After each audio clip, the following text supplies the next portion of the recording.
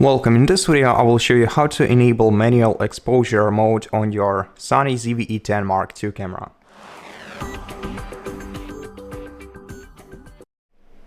To do that, we have to switch on the camera, then open the main menu and using the left arrow key on the D-pad navigate to the bar on the left side, then use down arrow key to scroll down to shooting tab.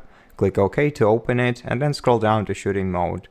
Then open it too, then go to shoot mode, and here we want to select manual exposure, which will let you adjust the aperture and shutter speed manually. Click OK, and right now this mode is active. And that's it.